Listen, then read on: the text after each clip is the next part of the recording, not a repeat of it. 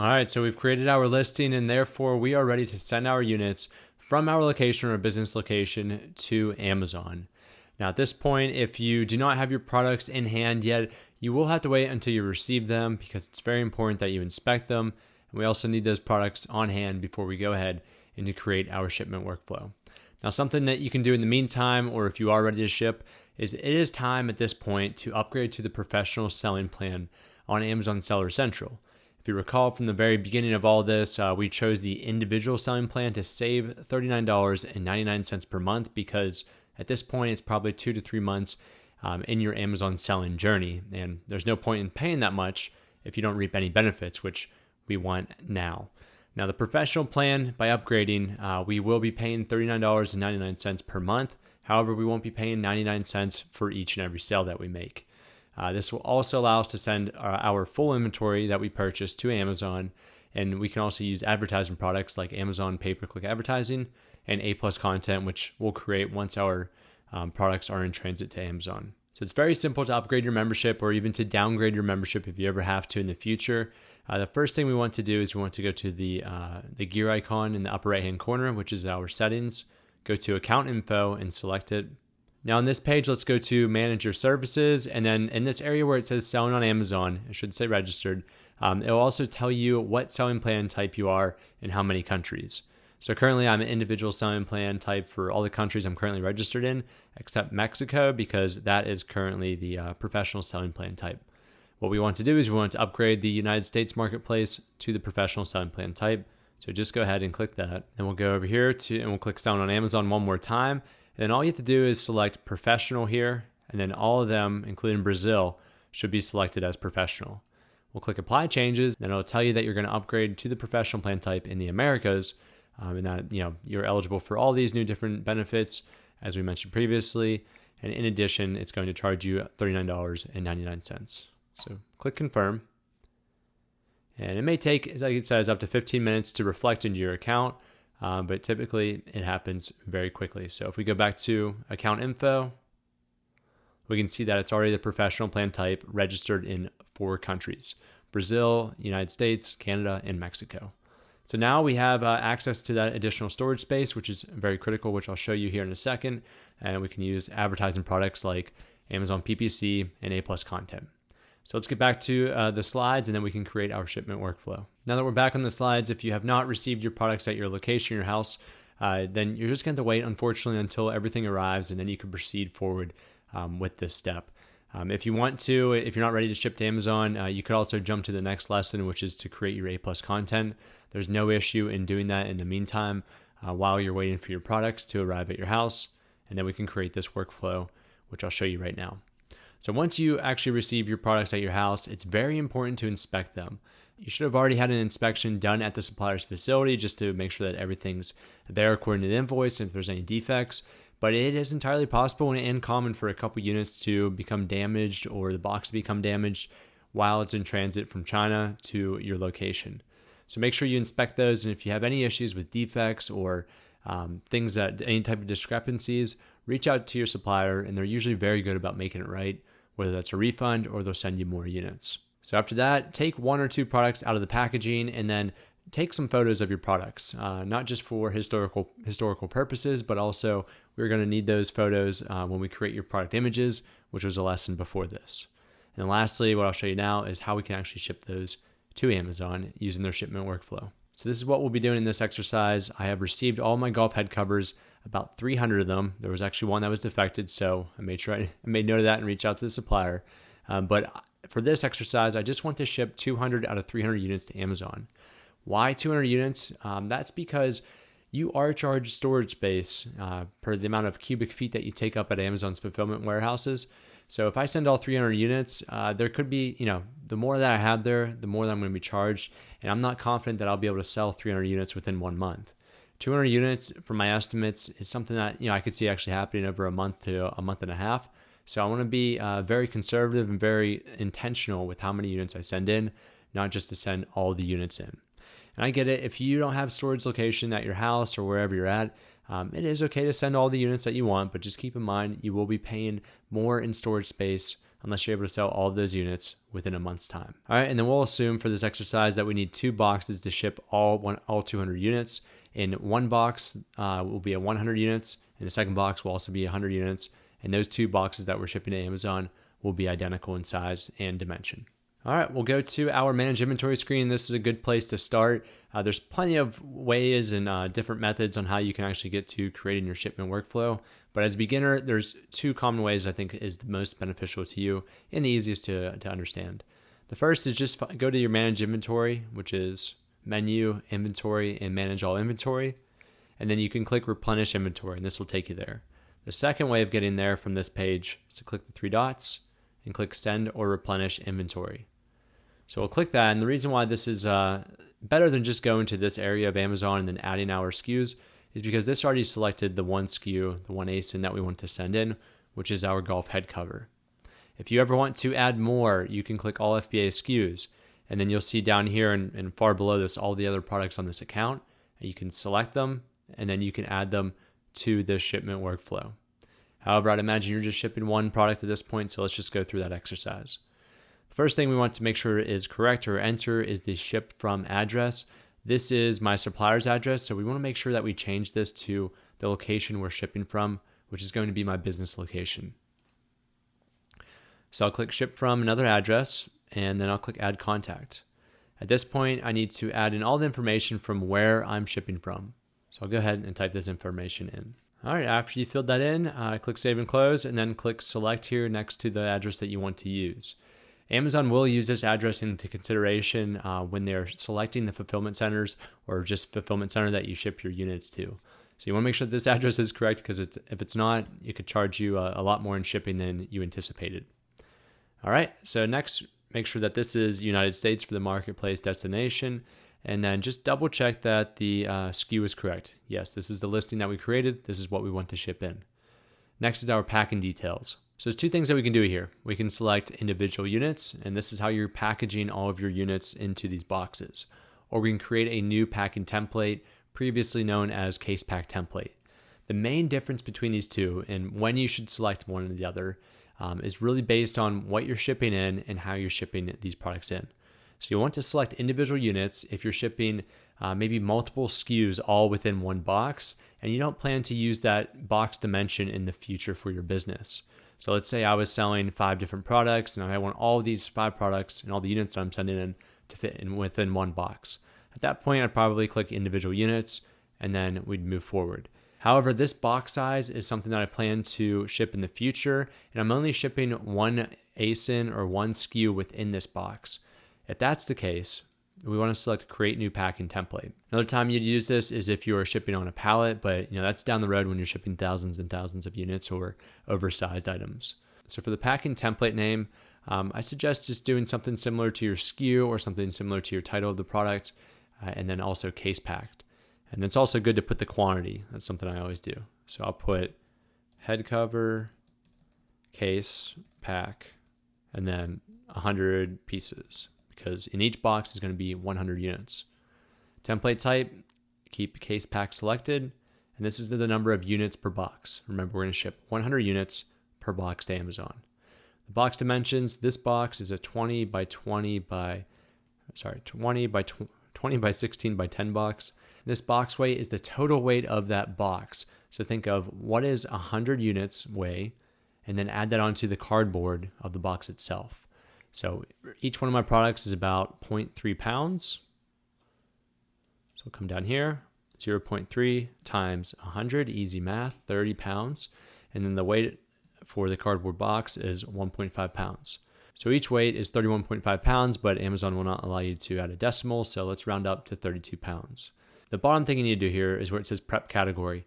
If this already says no prep needed, then you are good. However, if you're selling something that is sharp or something that's hazardous, make sure you identify that in the prep category so Amazon's aware. And then lastly is who labels the units. This will be by the seller, which is ourselves. And more to come on that on how to apply the FNSKU label. Okay, we'll click save. And then you will probably figure out that this warning always pops up. I don't think there's ever been a time where this warning hasn't popped up. And just be mindful, it's a warning, it's not an error message. What they're doing here is they're taking the box dimensions, they're figuring out what the expected volume is of that box, and then they're going to say, hey, all 100 units based on our calculations may not actually fit within that box. However, what they're not taking into consideration is that, for a product like mine, it can actually compress and it can really squeeze tight in this box. And I've also verified that it can fit in this box. So if this happens to you, just double check that your measurements for the box are correct and the number of units that can fit within that box. If that's the case, you can click confirm and continue. Now, one thing I wish I did after you click confirm and continue is to pre-select the packing details template that we just created.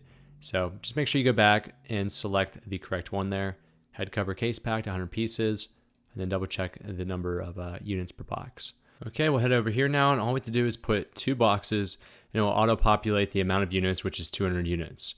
So once you click ready to send, you either are going to run into 2 options. Option 1 is what is shown here. You get the green check mark that says you are ready to send.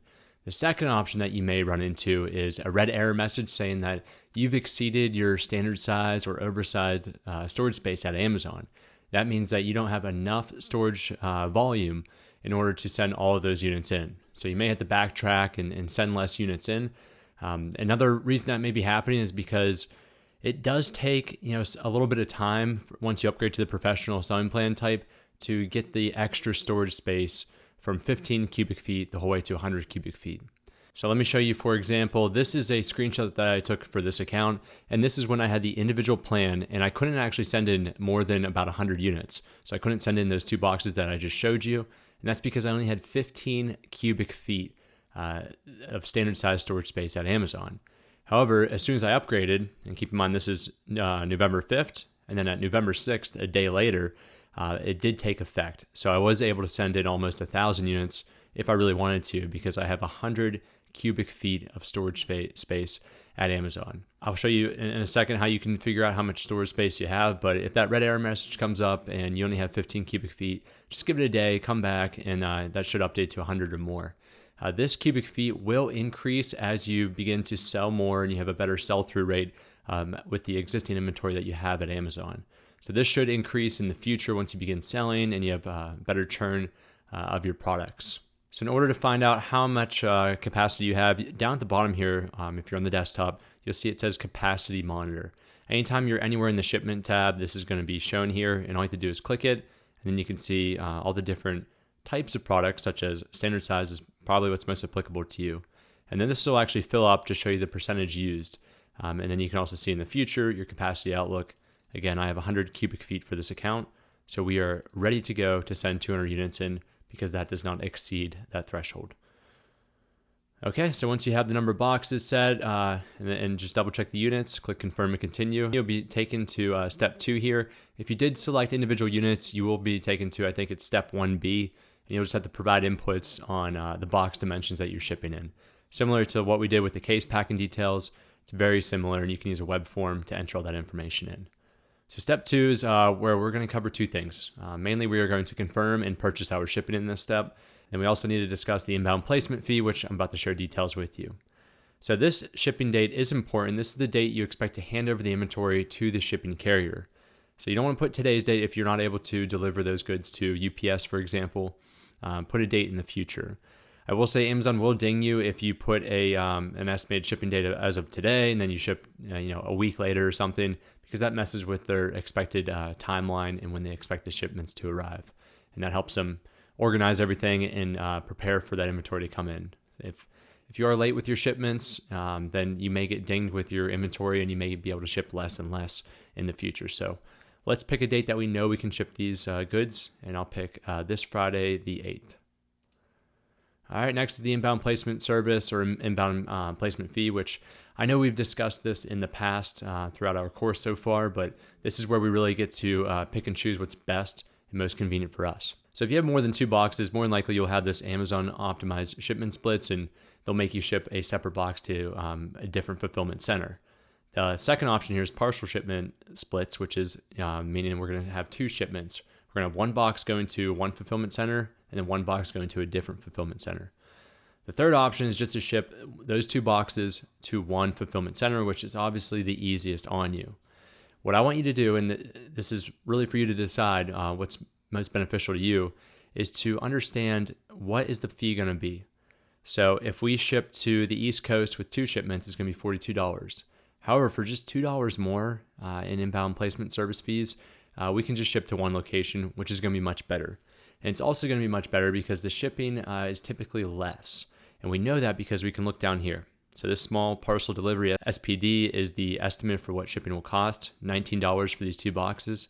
However, if we were to split them into 2 shipments, it's another about close to $2 more in shipping because one of those fulfillment centers is probably farther away than the closer one, which is what we're just shipping to in this scenario.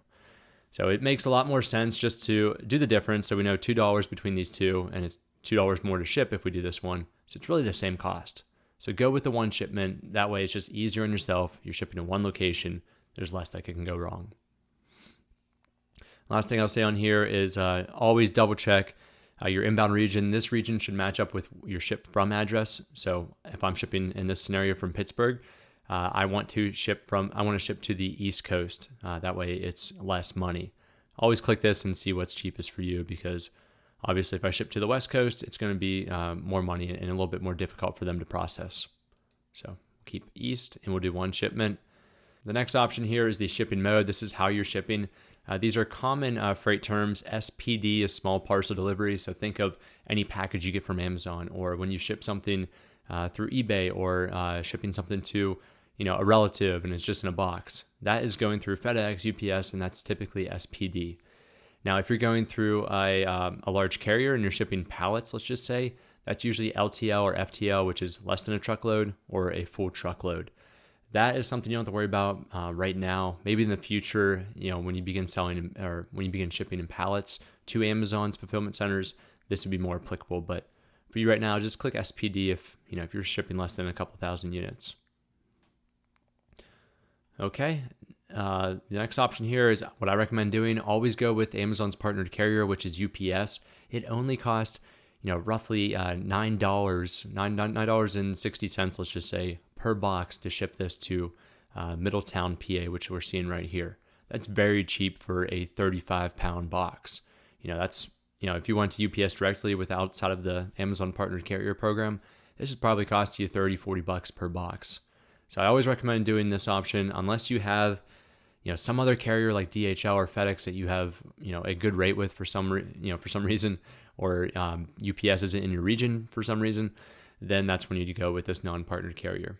However, we'll use UPS in this scenario, and it'll only cost us $19. All right, the next thing you want to do, this is the number of shipments. So even though we're shipping 2 boxes, this is the one location that these boxes are going to, and that is in Middletown, PA, shown here. And a lot of it's dependent on the address you're shipping from, as well as where Amazon sees demand for your product. So it does see demand in the East Coast, so I'm still shipping to the East Coast. Don't be alarmed if, let's say we're shipping from Pittsburgh, PA, and they want you to ship the whole way out to California. That's just because they see a lot more demand out in the West Coast versus over here in the East Coast. What you need to do in this section is just double check everything. We have 2 boxes, that's correct. 1 SKU, which is 1 ASIN, is just the Gulf head cover. We are shipping a total of 200 units, 100 units per box. And the total weight of both those boxes and all the 200 units is about 64 pounds. That looks good, great. If it does not, scroll back up to step 1 here, click View Edit, and make those adjustments so they're accurate. All right, at this point, we will see our 2 fees that we have here. The total placement fees is the inbound placement fee that we just discovered up top there, which was $44 to the eastbound region for 1 shipment. And then the shipping fees, which is paid to UPS, that's $19.13 for a total cost to ship our products from our location to Amazon and have them processed, $63.13. Now, this will be deducted from your Amazon account balance if you have a positive balance. If you have a negative balance at the end of your 2-week billing cycle, they will charge your credit card this amount plus any selling account fees or anything of that nature. So just click Accept Charges and confirm shipping. You always have 24 hours to avoid any shipping charges with UPS. And you're not actually charged this $44 until your products arrive at Amazon and they go through the processing steps. Step 3 is to print out our box labels. Now, this is very important to discuss the difference between the box ID label and your shipping carrier label.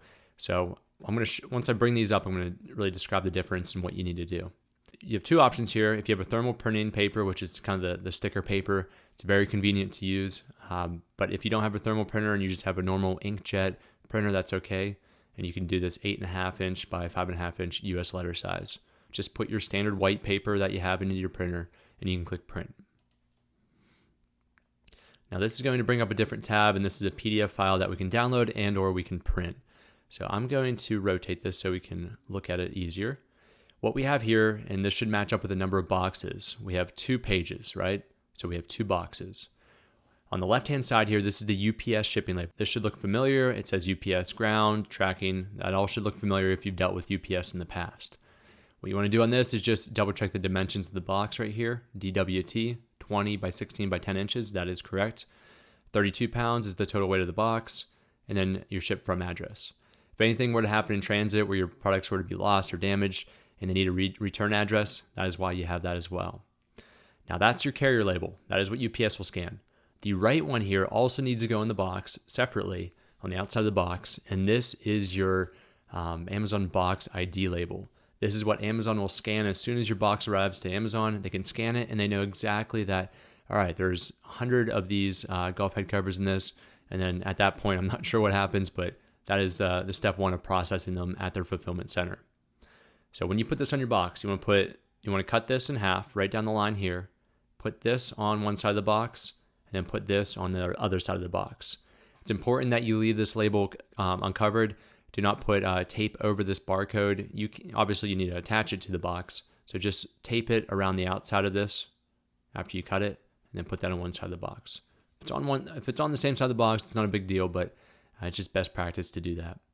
So we'll do that with one box, and then we'll do that with the second box here, 2 of 2. Same idea, separate UPS shipping label, separate box ID label.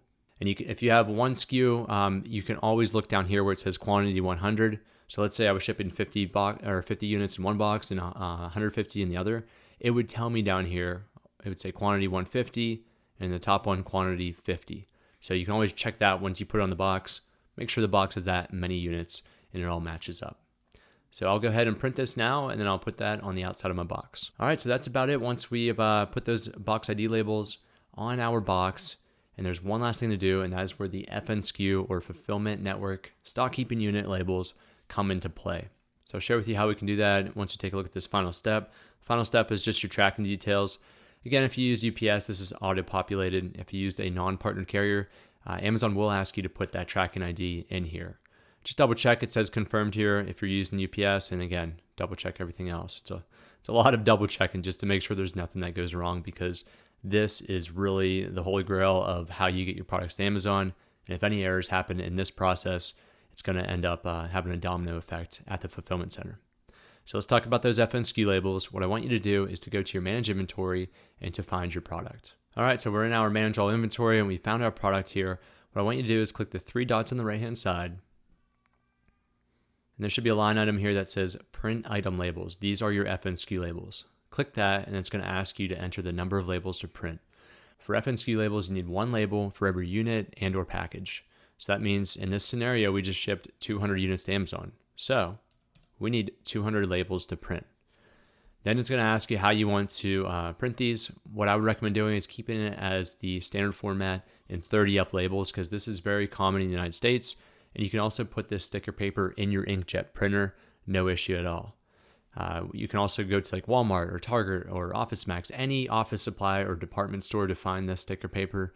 I'll also put a link down in the course section here, so you can go and purchase it from Amazon if you want to. So click print item labels. It's going to just give you a refresher that if there's a UPC on there, you make sure you cover it. And then we can go to our downloads and we can take a look at these labels. I'm going to zoom in because there's 200 here. Let's just take a look at this top one.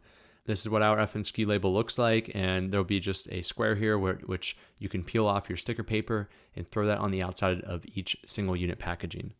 What we have here is our unique identifier, the partial title for our product, and then the condition, which is new.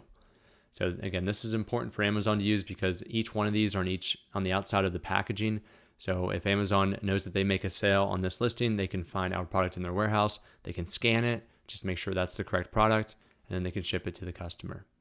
It just helps them understand the product as it moves throughout their logistic process. Okay, so that is it. And what you need to do at this point is put one of these FNSKU labels that we just downloaded on each of the outside of the packaging, the single unit packaging.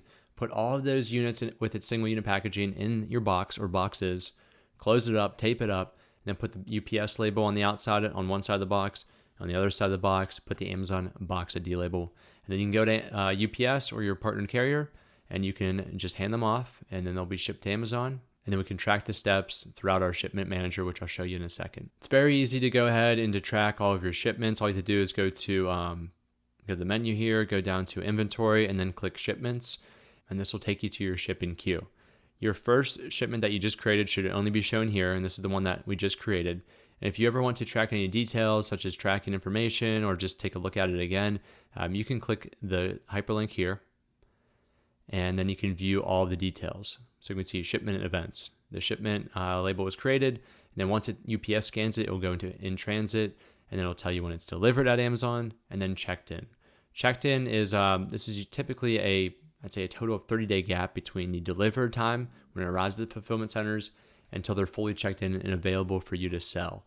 The reason why that is because when we ship these 2 boxes to Amazon's fulfillment centers, they are going to probably keep maybe 10 to 15 units at that fulfillment center, and then the remainder they're going to ship to all different fulfillment centers across the United States. That way you can offer prime shipping to almost every customer in the continental United States. So you can always track the steps here, and then on the right-hand side here, you can also track how many units are checked in as they come in. If you have any problems or issues, you can click the problems tab, and it may say that we only received 190 of these 200 units, or there was actually some damage done to the box or damage done to this unit. All that information will be stored in here. Now, at any point before you go ahead and you actually ship these with UPS, you can click this shipment name up here to go back into that workflow, and you can actually edit some things if you still want to. So it's not really all said and done until you go ahead and you deliver these to UPS, and and the shipping process actually starts. So that's how you can always view things and edit things if you haven't gone to that final step.